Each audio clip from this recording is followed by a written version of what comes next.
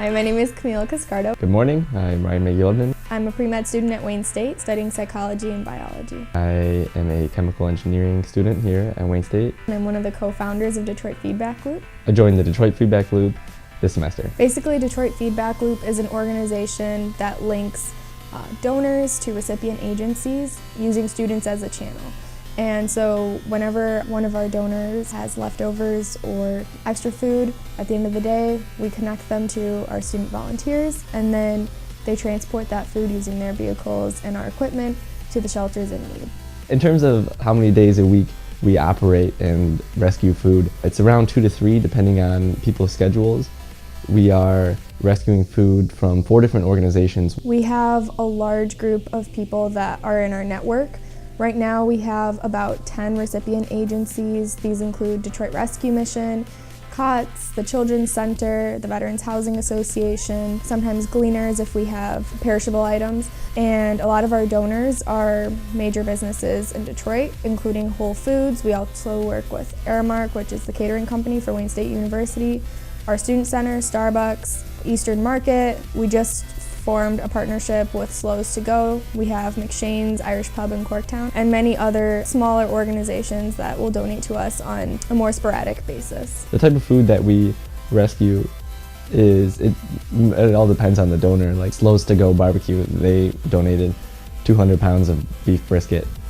And Eastern Market, we get a lot of fresh vegetables. I know we rescued about 80 pounds of peppers and onions, and Whole Foods gives us the more grocery type of food where we get milk and other vegetables from them. So we get a large variety of food depending on the donor. Our model is built in a way that not only benefits the homeless individuals receiving the food, but it also benefits the donors because we're providing a way for them to give back to the community as well, rather than just throwing their leftovers in the dumpsters.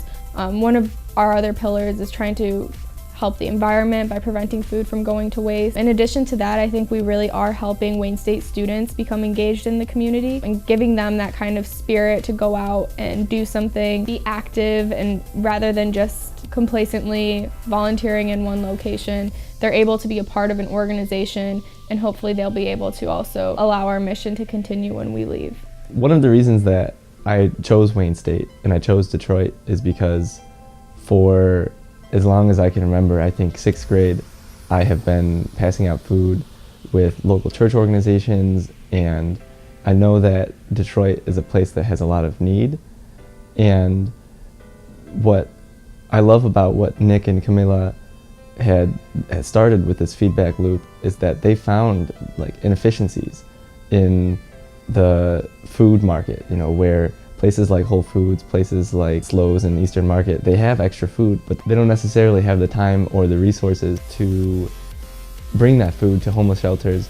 And an organization that is, just dedicated to being that helping hand is really fantastic. Originally, what inspired us to create this organization was just living on campus and eating in the cafeterias on a daily basis.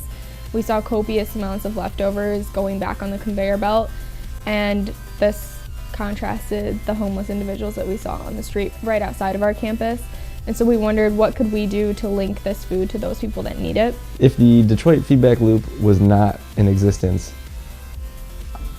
I would still be helping to this problem of food inequity, but my capacity to help would be much lower. The feedback loop is so well oiled as the middleman in between organizations that have extra food and shelters that need more food. And I can volunteer once a week to pass out food on the street, but there's no way without the Detroit Feedback Loop that I am passing out 300 pounds of food per week.